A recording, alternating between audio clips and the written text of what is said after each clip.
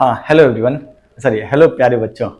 हाँ, तो last class में हम लोग मैक्सिमम मिनिमा का कंसेप्ट पढ़े थे, जिसमें कि हम लोग ये देखे थे कि कोई फंक्शन जहाँ मैक्सिमम हो या मिनिमम हो वहाँ पे dy by d x zero होता है। और अगर पक्का पता करना है कि कहाँ मैक्सिमम है कहाँ मिनिमम है, तो dy by d x zero होगा and d2y by d x square, double differentiation of y, वो अगर नेगेटिव है तो वहाँ पर maxima, dy by d x zero हो और d2y D x square positive हो तो वहां पे मिनिमा। ये बात किए थे। एक सवाल बस करेंगे, उसके बाद हम अगले टॉपिक पे पहुंच जाएंगे। एक सवाल है, लिखिएगा, there is a wire of length 20 metre, there is a wire of length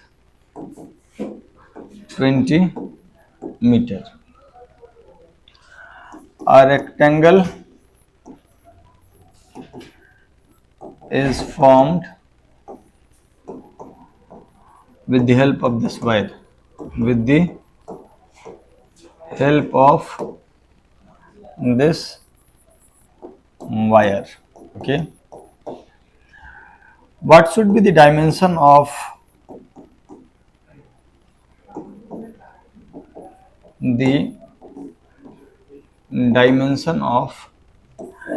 a rectangle so that area of rectangle is maximum, area of rectangle is maximum। सवाल देख लीजिए।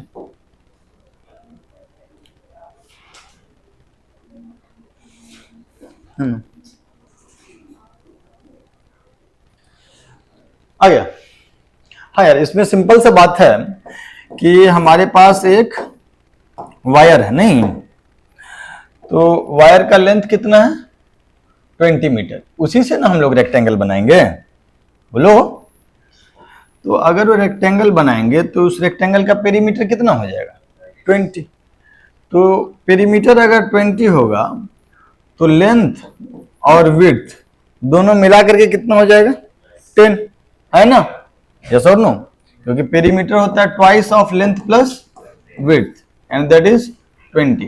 तो L प्लस बी जो हो जाएगा वो 10 हो जाएगा। तो एरिया ऑफ ट्राइंगल जो होगा वो एरिया ऑफ ट्राइंगल कितना हो जाएगा, लेंथ इंटू विड्थ, तो that is L into B के जगह पे हम लोग वैल्यू कितना रख दें 10 माइनस L, ये हो गया एरिया। जैसे जैसे L वेरी करेगा वैसे वैसे एरिया भी। For a to b maximum, for a to b max क्या कर सकते हैं हम लोग, डी बाई डी एक्स क्या कर दें जीरो, डी बाई मतलब यहाँ पे L है तो obviously D by D L zero कर दें। तो एरिया का वैल्यू कितना आया है हमारा 10L माइनस L स्क्वायर। तो डी बाई डी एल कितना होगा 10 माइनस 2L, और उसको किसके बराबर कर देंगे, जीरो के बराबर कर देंगे, है ना, जीरो के बराबर कर देंगे तो L का वैल्यू कितना हो जाएगा 10/2 दैट इज 5। तो कहने का मतलब है कि एक साइड लेंथ हो जाएगा 5 और दूसरा साइड लेंथ हो जाएगा 10 minus L that is also 5। तो जब इस 20 मीटर के वायर से एक ऐसा रेक्टेंगल बनाएंगे जिसका दोनों साइड लेंथ 5 और 5 हो, माने वो स्क्वायर हो जाएगा, उस समय पे एरिया मैक्सिमम होगा। बेसिकली तुम क्या कर सकते हो, इससे तो अलग अलग प्रकार के रेक्टेंगल बना सकते हो ना, नहीं बना सकते हो। मान लीजिए कि ये 1 मीटर हो गया, ये भी 1 मीटर हो गया, तो ये 9 और 9 मीटर हो जाएगा, ये एक रेक्टेंगल बनेगा। ऐसा ही ऐसा और भी भिन्न भिन्न प्रकार के रेक्टेंगल बन सकते, नहीं ये 2 मीटर, ये 2 मीटर और ये दोनों 8 और 8, तो तब भी कुछ एरिया आएगा। भिन्न भिन्न प्रकार का रेक्टेंगल बनेगा, लेकिन उन सारे एरिया में मैक्सिमम एरिया कब आएगा, जब दोनों साइड 5 और 5 होगा, ये बात कहना चाह रहे हैं। ठीक है यार, मैक्सिमम मिनिमा को यहीं पे क्लोज करते हैं। हम लोग अभी स्टार्ट करने वाले हैं इंटीग्रेशन। भाई साहब, फिजिक्स का बेहद जरूरी चैप्टर है ये, माने बहुत जरूरी बात है, मैथ्स का है लेकिन फिजिक्स में बहुत ज्यादा जरूरत होता है। एक समस्या जो बच्चों के साथ होता है वो ये होता है कि जहां पर भी फिजिक्स में इंटीग्रेशन आता है उनको डर लगने लगता है। तो उनके डर लगने का वजह इंटीग्रेशन नहीं है, डर लगने का वजह मैथ्स नहीं है, डर लगने का वजह फिजिक्स है, जिसमें वो इंटीग्रेशन के स्टेप तक आने में ही बहुत सारा गलती कर देते हैं, और बाद में फिर इंटीग्रेशन भी उनको नहीं आ रहा होता, वो भी एक समस्या कई बार होता है। तो इंटीग्रेशन वर्ड तुम इससे पहले सुने हुए हो? हाँ बोलो, नहीं बने हो? कहा इंटीग्रेशन? हाँ तुम ही लोग से बात कर रहे हैं, बच्चा भी सुन लेगा। इंटीग्रेशन वर्ड कहाँ सुने हुए हम लोग? इंटीग्रेशन माने जोड़ना, समेशन। अच्छा, तो माने integration is summation of very very small elements, units. अच्छा, इन वेरी लार्ज नंबर। यार देखो, शुरुआत करने पे जब ये बात कहीं लिखेगा एक टीचर, तो 11th क्लास के बच्चों के लिए ये बड़ा ही समस्या का विषय होता है कि बोल क्या रहा है। बेसिकली इंटीग्रेशन वर्ड को जनरल लाइफ में तुम लोग सुने होगे at the level of national integration. नहीं, नेशनल इंटीग्रेशन वर्ड सुने होगे। तो जब हम लोग बात करते हैं इंटीग्रेशन, नेशनल इंटीग्रेशन, कभी नेशनल समेशन वर्ड सुने हो?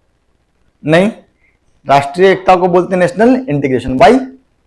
क्योंकि नेशनल इंटीग्रेशन वर्ड तब ही नेशनल इंटीग्रेशन होगा जब एक किसी भी देश के सारी छोटी छोटी इकाइयां जो है, जैसे हमारा देश 140 करोड़ का है, तो 140 करोड़ का हर छोटा आदमी अगर एक कॉज के लिए जुड़ जाए तो दैट इज नेशनल इंटीग्रेशन। तो जब हम बहुत छोटी छोटी चीजों को जोड़ते हैं दैट इज इंटीग्रेशन, और बड़े बड़े चीजों को जोड़ते हैं तो दैट इज, छोटे छोटे चीजों को जोड़ने को भी समेशन ही बोलते हैं, लेकिन उसके लिए एक स्पेशल वर्ड भी है, इंटीग्रेशन। तो यार इंटीग्रेशन है तो एक mathematical operation, it is a mathematical operation.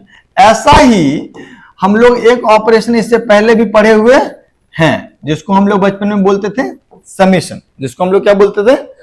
तो समेशन जैसा एक मैथमेटिकल ऑपरेशन है जिसमें बहुत सारी चीजों को जोड़ते हैं, वैसा ही एक ऑपरेशन होता है इंटीग्रेशन, जो भी समेशन से मिलता जुलता है। इंटीग्रेट जैसे समेशन के लिए हम लोग एक सिंबल लिखते हैं ना, 2+3, तो ये देख करके समझ में आता है कि ये क्या चीज है, समेशन का सिंबल है। प्लस देखते ही समझ जाएंगे कि हम 2 और 3 को जोड़ेंगे। वैसे ही इंटीग्रेशन के लिए भी हम एक सिंबल यूज करते हैं जो कि एस से मिलता जुलता है। जिस आदमी ने, जिन्होंने भी ये इंटीग्रेशन वर्ड यूज किया, ऑब्वियसली लेब्निज नाम के मैथमेटिशियन थे और न्यूटन भी थे, उन्होंने इस सिंबल का यूज ही इसीलिए किया क्योंकि ये एस शब्द से मिलता जुलता है, जो कि समेशन का इनिशियल है। ठीक, तो ये जो सांप आएगा तो इसका मतलब क्या होगा कि हम चीजों को इंटीग्रेट कर रहे हैं। तो जब हम यहाँ पे कोई भी फंक्शन डालेंगे, इसको हम लोग पढ़ेंगे कैसा? इसको हम लोग पढ़ेंगे इंटीग्रेशन। इसको पढ़ेंगे कैसे? इंटीग्रेशन ऑफ एफ एक्स या integration F x d x. Integration F x d x, जैसे एफ एक्स की जगह पे कुछ भी हो सकता है, इसको हम लोग ऐसे पढ़ते हैं। एफ एक्स की जगह पे हम लोग लिख सकते हैं ऐसे साइन एक्स। तो इसको हम लोग कैसे पढ़ेंगे? कैसे पढ़ेंगे? इसको पढ़ेंगे integration of sine x with respect to dx या integration sine x dx। Simply बोल देंगे इसको integration sine x dx। Okay, ऐसे इसको पढ़ा जाएगा। That okay? बोलो। अब क्या है कि अब हम लोग पढ़ेंगे, ये तो समझ गए कि ये सिंबल देखते ही हम समझ जाएंगे इंटीग्रेशन होगा। अब हम लोग पढ़ेंगे प्रोसेस ऑफ इंटीग्रेशन। तो उसके लिए एक जरूरी बात यह है कि process of integration is inverse of differentiation. जो डिफरेंशिएशन था उसका उल्टा। माने क्या? जैसे एग्जाम्पल के तौर पे आपको अगर हम पूछेंगे, मैंने एक बार हम फॉर्मूला भी, मतलब प्रॉपर चीज भी लिख देते हैं। जैसे अगर हम लोग लिख देते हैं d of f of x by d x, क्या होता है? कुछ जी ऑफ एक्स। तो फिर integration of g of x जो होगा वो होगा एफ ऑफ एक्स। ठीक, लेकिन यहां पर कुछ हम एक कांस्टेंट भी लाते हैं। इसको हम, हाँ, integration g x dx is f of x. इस सी को हम लोग बोलते हैं constant of indefinite integration. Indefinite क्या होता है हम समझाएंगे। जैसे एग्जाम्पल के तौर पे आप जरा बताइए, क्या साइन एक्स का डिफरेंशिएशन जानते हैं आप? साइन एक्स का डिफरेंशिएशन क्या होता है? साइन एक्स का डिफरेंशिएशन कॉस एक्स है ना। तो फिर हम लोग कॉस एक्स का इंटीग्रेशन जो लिखेंगे वो लिखेंगे साइन एक्स। अब प्लस में कुछ ये कांस्टेंट क्यों आता है उस पर हम चर्चा अभी आपसे करेंगे, इस पेज पे भी वापस आएंगे। जैसे एग्जाम्पल के तौर पे मान लीजिए आपसे मैं कह दूं,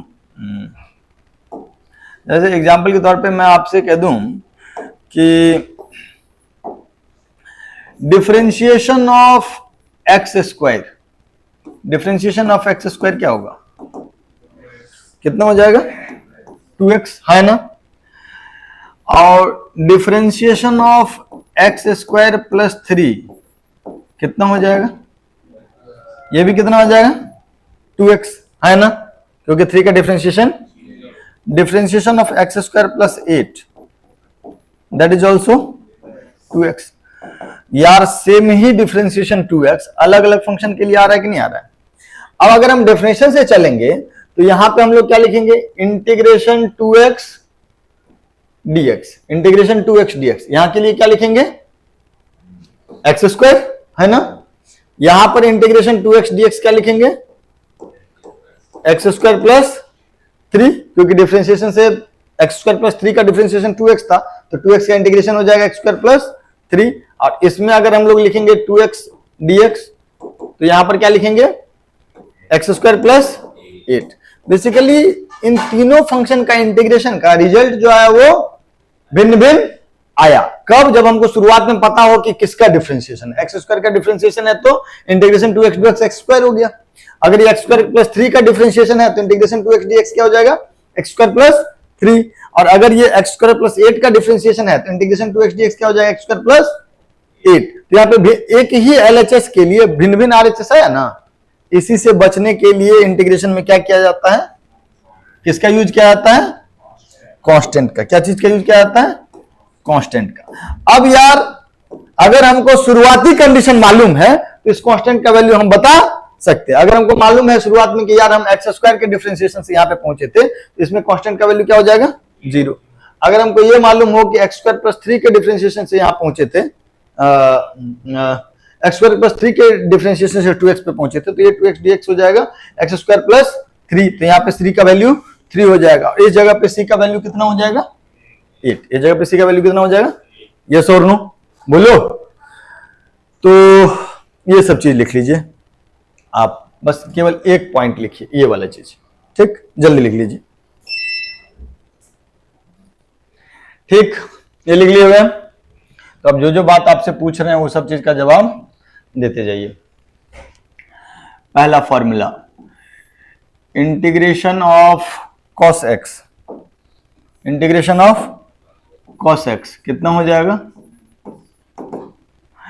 चूंकि साइन एक्स का डिफरेंशिएशन होता है कॉस एक्स, तो कॉस एक्स का इंटीग्रेशन हो जाएगा साइन एक्स, अब प्लस एक कांस्टेंट आएगा जिसको हम लोग बोलेंगे इंडेफिनिट इंटीग्रेशन का कांस्टेंट।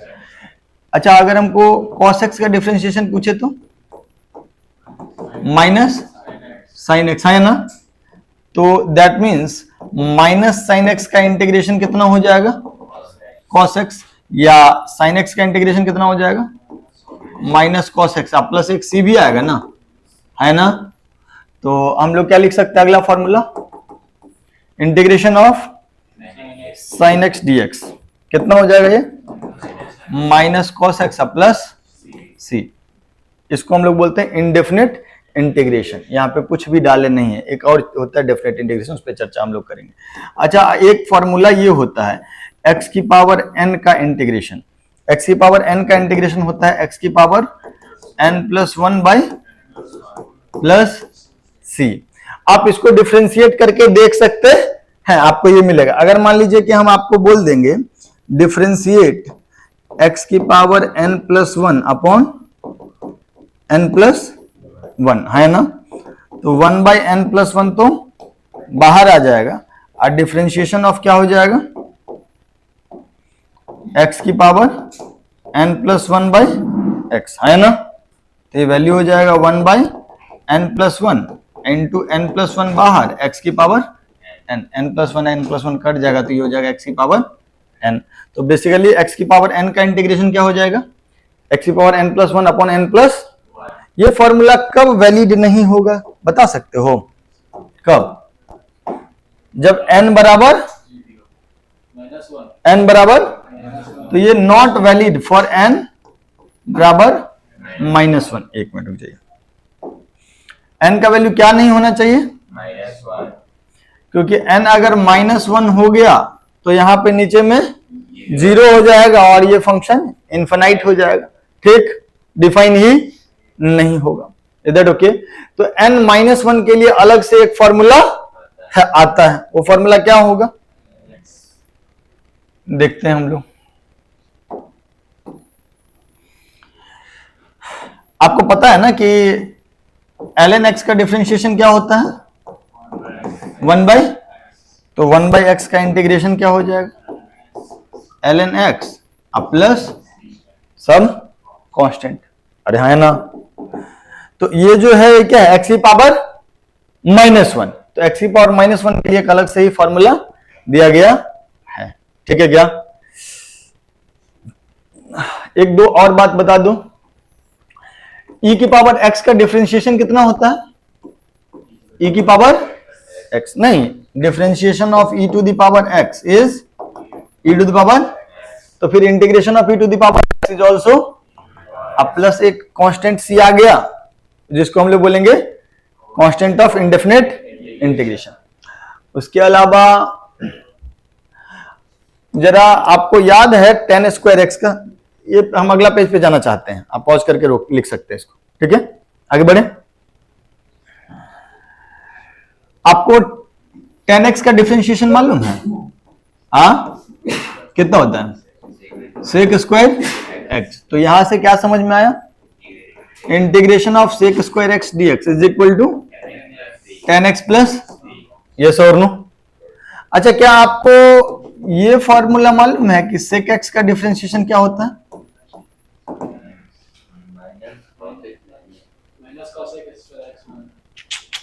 sec x का differentiation sec x tan x, इसका डिफरेंशिएशन क्या होता है, अच्छा करके देखो ना इसको।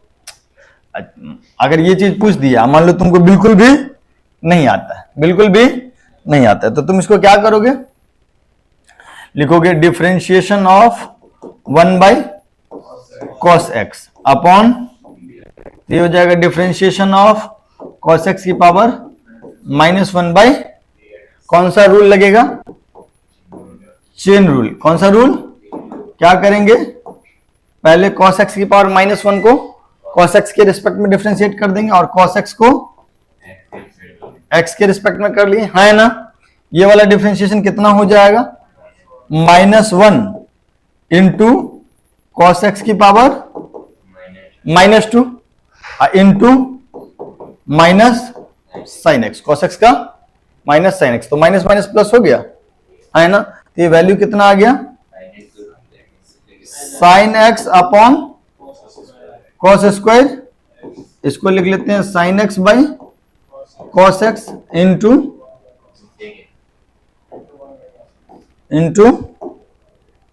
1/cos x, तो ये क्या हो जाएगा, tan x into sec x, tan x into, yes और नो, ठीक। तो अगर हम यहीं पे बोल देते कि integration of sec x tan x, तो वो क्या हो जाएगा, sec x प्लस c, क्योंकि sec x का डिफरेंशिएशन क्या होता है, sec x tan x, तो sec x tan x का इंटीग्रेशन क्या हो जाएगा, sec x, यस और नो। अच्छा, अगर आपको इतना मालूम है तो क्या ये मालूम है, ये लिखते चले जाइएगा, ये स्टैंडर्ड रिजल्ट है।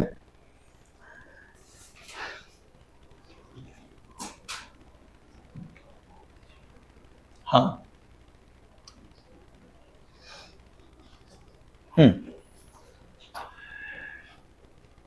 कॉट एक्स का डिफरेंशिएशन मालूम है?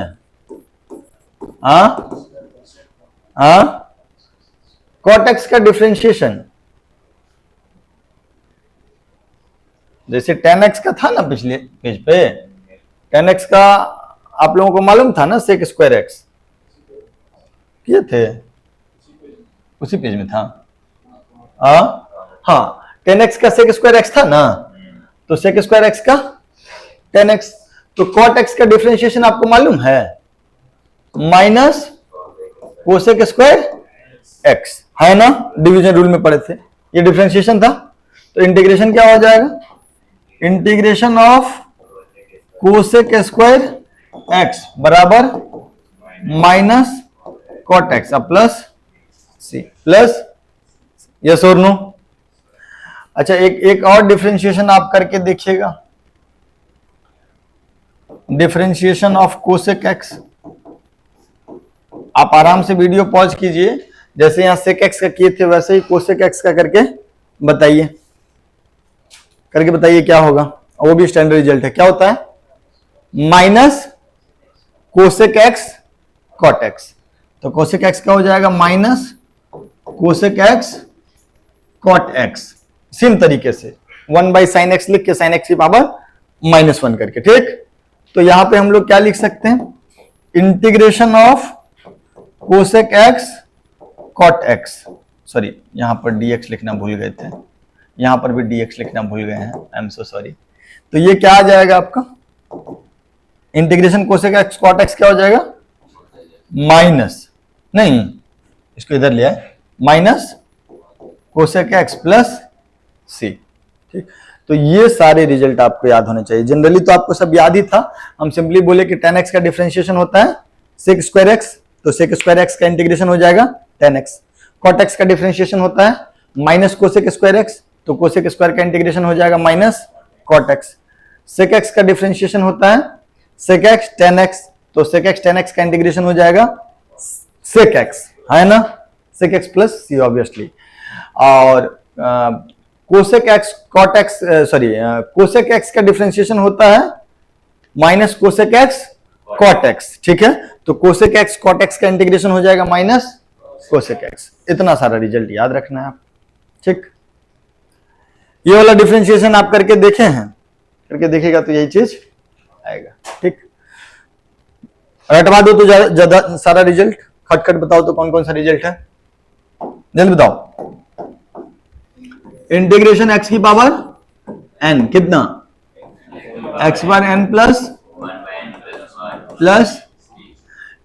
n क्या नहीं होना चाहिए, n नॉट इक्वल टू -1 के लिए एक अलग फॉर्मूला है, क्या होता है वो, प्लस कांस्टेंट डाल देते हैं, फिर साइन एक्स का, बट साइन एक्स का minus cos x plus cos x का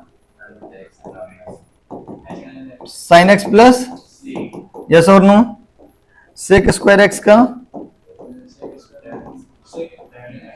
tan x प्लस सी, है ना, बोलो। और कोसेक स्क्वायर एक्स का माइनस कॉट एक्स प्लस, दो ठो और है ना, e to the power x का integration e to the power x plus, और integration sec x tan x, कितना हो जाएगा, सेक एक्स प्लस, एक और था integration cosec x cot x, कितना हो जाएगा, minus cosec x plus, is that okay, कुछ रह तो नहीं गया, पक्का है ना। अच्छा एक रह गया, कौन सा, कर तो दिए, ठीक है, बोलो, ये पूरा पेज याद होना चाहिए। अब फिर हम लोग किसका बात करेंगे, प्रॉपर्टीज का, किसका, क्या प्रॉपर्टीज होगा, पहला इंटीग्रेशन ऑफ dx क्या हो जाएगा, x प्लस, क्यों ऐसा हुआ, इंटीग्रेशन dx में हम लोग मान के चले क्या चीज, x की पावर 0 माने 1, है ना, तो ये क्या हो जाएगा, x की पावर 1 अपॉन 1 प्लस सी। तो वही चीज तो यहां लिखा हुआ है ना। अच्छा, दूसरा प्रॉपर्टी, अगर हमको कोई कांस्टेंट है, कोई कांस्टेंट है और उसमें fx का इंटीग्रेशन करना है, k is a constant, k is a constant, तो फिर हम इसको क्या कर सकते हैं, k को बाहर करके इंटीग्रेट, याद है डिफरेंशिएशन में भी ऐसा ही करते थे, है ना। ठीक, तीसरा प्रॉपर्टी क्या है, integration of u plus v dx, तो इसको क्या लिखेंगे, integration u dx plus integration, yes और नो। और फिर चौथा, integration of u minus v dx, तो वो क्या हो जाएगा, टूट जाएगा, integration u dx minus integration v dx, is that okay. अरे हाँ ना, लिख लो इसको जल्दी से, सुनिएगा मेरी बात। मान लीजिए हम आपको ऐसा दे दिए, इंटीग्रेशन ऑफ x प्लस 3 का whole square by x into d x, ठीक है क्या, ऐसा क्वेश्चन दे दिए, क्या करेंगे, इंटीग्रेशन कैसे करेंगे, अरे इसको क्या करेंगे, एक्सपैंड कर देंगे, एक्सपैंड कर देंगे तो क्या हो जाएगा, x square plus 9 plus 6x divided by और इंटू डी एक्स, यस और नो। तो फिर क्या हो जाएगा, integration x plus 9 by x plus into, yes और नो। फिर सबको सेपरेट कर देंगे, integration x dx plus integration 9 by x plus integration 6 dx, yes और नो। इस वाले का इंटीग्रेशन कितना हो जाएगा, x square by 2 plus some constant, plus सम, उसको यहाँ पे रखते हैं अभी, ठीक। इस वाले में क्या हो जाएगा, 9 बाहर आ जाएगा और क्या बच जाएगा, 1 बाई एक्स डी एक्स, तो 9 ln x plus some constant, उसको वहां पे रखते हैं। इसमें क्या हो जाएगा, 6 बाहर आ जाएगा, इंटीग्रेशन dx कितना, सब मिला करके एक कांस्टेंट कर देंगे, बहुत सारा कांस्टेंट मिल करके एक कांस्टेंट होगा ना, ऐसा मान कर लेंगे, है ना। आगे बढ़े, पक्का, ठीक। Integration root x d x कीजिए जरा,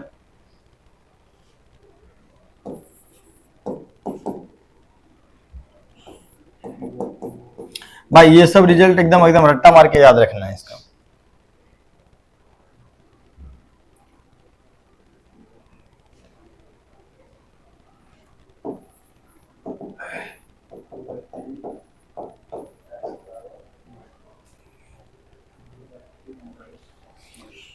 पहले वाला कर लिए, क्या होगा, x की पावर 1/2 का इंटीग्रेशन ना, x की पावर 1/2 का, तो ये क्या हो जाएगा, x की power 3/2 upon 3/2 plus some constant, है ना। वैल्यू कितना हो जाएगा, 2/3 इंटू एक्स की power plus some, is that okay. बोलो, इसका क्या रखेंगे, एक्स की पावर इंटू डी एक्स, है ना। तो इसका क्या हो जाएगा इंटीग्रेशन, एक्स की पावर -1/2 प्लस 1, तो एक्स की power divided by plus c, तो क्या हो जाएगा 2 root x plus 2 root x plus, इस वाले का कितना हो जाएगा, इसकी पावर -2 इंटू डी एक्स, है ना। तो ये कितना हो जाएगा, एक्स की power -2 plus 1 upon plus constant, ये हो जाएगा एक्स की power -1 upon -1 plus some constant, तो ये वैल्यू कितना हो गया, -1 by x plus -1 by x plus, is that okay. ये सब रिजल्ट याद रखना है आपको, ठीक।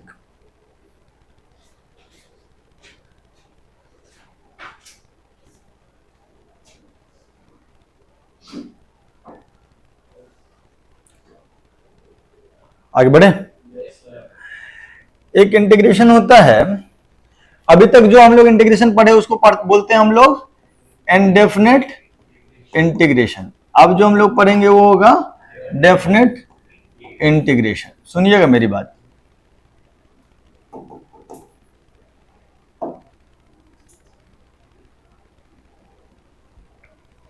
ये है इनडेफिनेट इंटीग्रेशन। इनडेफिनेट इंटीग्रेशन में हम लोग क्या पढ़े, अगर differentiation of f of x दिया हुआ है क्या, जी ऑफ एक्स, तो integration of g of x जो होगा वो क्या हो जाएगा, f of x plus c. ये जो कांस्टेंट है इसको हम लोग बोलते हैं constant of indefinite integration. Constant of indefinite, अगर हम लोग यहां पे डेफिनेट इंटीग्रेशन करते हैं तो इसमें हम लोग लिखते हैं integration of g of x d x, और यहां पर हम लोग लिख लेते हैं x1 और यहां पे x2। x1 को हम लोग बोलते हैं लोअर लिमिट और x2 को बोलते हैं upper limit.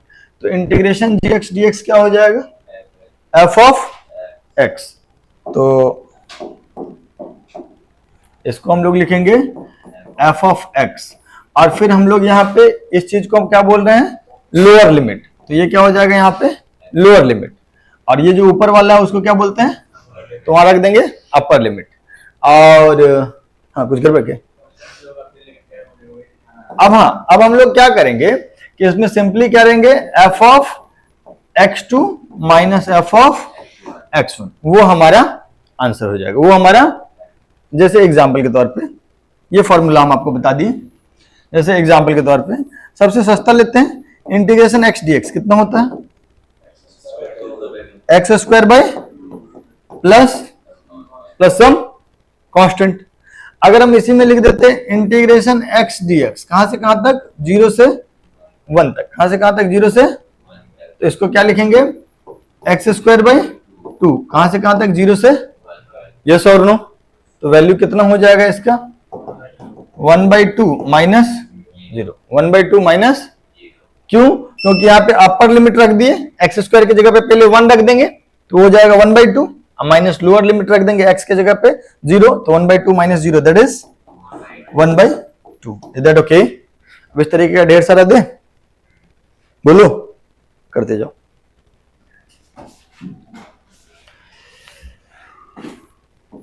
Integration sine x d x 0 से π/2, integration sine x d x 0 से pi, integration sine x d x 0 से π/3। जल्दी लिखते चले जाइए। हाँ जी, integration sine x d x क्या होता है, माइनस कॉस एक्स, तो माइनस कॉस एक्स लिख देंगे। लेकिन ये डेफिनेट इंटीग्रेशन है कि इनडेफिनेट, तो माइनस कॉस एक्स में लिमिट क्या डालेंगे, 0 से π/2, तो क्या हो जाएगा, अपर लिमिट माइनस, तो minus cos π/2 minus of minus cos 0, तो दैट इज 0 + 1 दैट इज 1। भाई इसका बहुत जरूरत पड़ता है, 12th में जाओगे इंटीग्रेशन साइन एक्स डीएक्स का ढेर जगह पे जरूरत पड़ेगा, राइट, याद ही रखते हैं हम, 0 से π/2 में 1, ठीक है, 0 से पाई में आंसर 2 आएगा, आप किए भी होंगे और ये बात हम याद भी रखते हैं। यहाँ पे क्या कर देंगे, वही काम करेंगे, माइनस कॉस एक्स, कहां से कहां तक, 0 से पाई, तो ये क्या लिखेंगे, minus cos pi minus of minus cos 0, minus of minus cos 0, तो ये क्या हो जाएगा वैल्यू, कॉस पाई इज -1, तो minus of -1 that is a minus of -1, तो दैट इज 2, यस और नो, cos 0 इज 1, तो वैल्यू कितना हो जाएगा 2, याद रखते हैं हम। इसका वैल्यू बताओ जरा, हाँ 1/, पक्का। साइन एक्स का इंटीग्रेशन आपने क्या लिखा, माइनस कॉस एक्स, सॉरी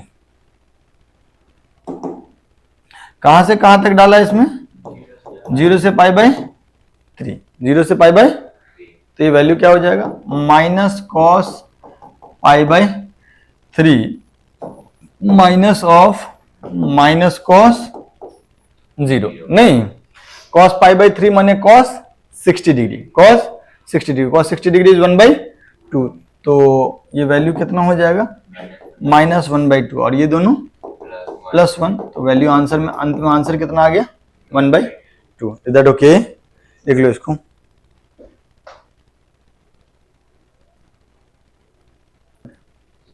चलिए अगला सवाल करें। पहला सवाल, integration root x d x 0 से 1, दूसरा इंटीग्रेशन 1/√x dx 0 से 1, और तीसरा इंटीग्रेशन x + 3 का होल स्क्वायर dx 0 से 3, 0 से 3, लिख लीजिए। तीनों क्वेश्चन कीजिए आराम आराम से।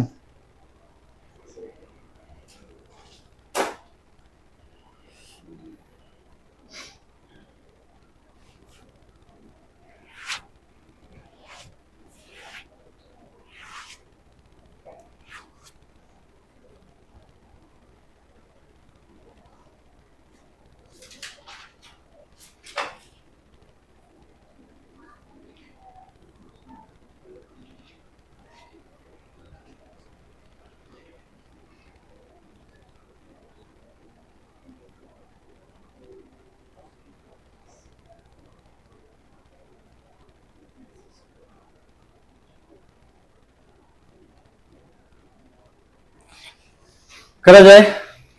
रूट एक्स का इंटीग्रेशन कितना होता है, एक्स की पावर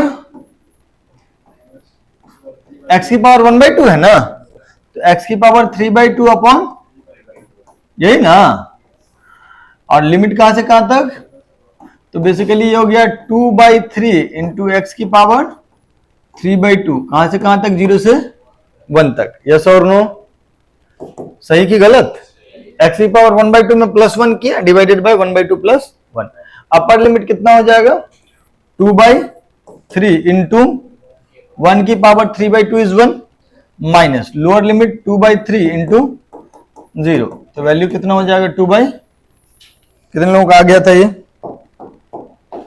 ठीक। इस वाले का 1/√x का इंटीग्रेशन, मतलब इंटीग्रेशन x की पावर कितना, अभी तो थोड़ा देर पहले बोले थे आपको याद करने के लिए, लेकिन फिर भी ये कितना हो जाएगा, x की power -1/2 plus upon -1/2 plus, limit कहां से कहां तक, तो ये वैल्यू कितना आ गया, ये 1/2 हो जाएगा ना, तो 2√x लिमिट 0 से, तो वैल्यू कितना हो जाएगा, 2√1 माइनस 2√0, तो दैट इज 2। यस और नो, पक्का? इस वाले को कीजिए। अब इसको ब्रैकेट ओपन करके कर रहे हैं, हालांकि दूसरे तरीके से भी करना जानते हैं, लेकिन आराम से ब्रैकेट ओपन करते हैं, ठीक है। क्या करें इसको बताइए जरा, एक्सपैंड करेंगे तो क्या आ जाएगा, x² + 9 प्लस इंटू 0 से 3, अलग अलग करें, कितना, integration x² dx plus integration 6x dx, limit कहां से कहां, 0 से 0 से, यस और नो, तो पहला इंटीग्रेशन क्या हो जाएगा, x³/3 प्लस दूसरा इंटीग्रेशन कितना हो जाएगा, 9 बाहर आ जाएगा, integration dx that is x, और तीसरा इंटीग्रेशन क्या हो जाएगा, 6 बाहर आ जाएगा, इंटीग्रेशन x dx कितना होता है, x²/2, तो 6x²/2, कहां से कहां तक, 0 से 3 तक, है या ना, बोलो।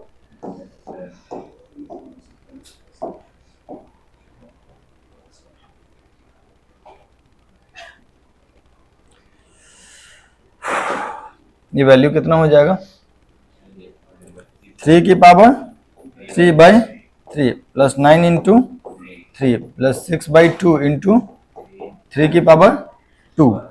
ये अपर लिमिट माइनस लोअर लिमिट तो सब का सब 0। तो ये वैल्यू पहला टर्म क्या आ गया 9, दूसरे वाले का 27 और तीसरे वाले का नहीं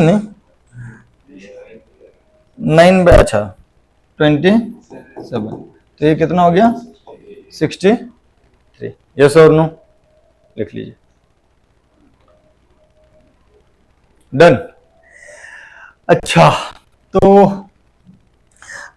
अभी वाला चीज यहीं पे खत्म करते हैं। अब हम लोग इसके बारे में इसके बाद क्या सीखेंगे, इसका इंटीग्रेशन का बेसिकली मतलब क्या होता है, इसका ग्राफिकल मतलब क्या होता है, वो हम लोग कवर करेंगे। इस पे बेस्ड क्वेश्चन हम आपको शाम तक दे देंगे। ठीक है, चलिए रुकिएगा।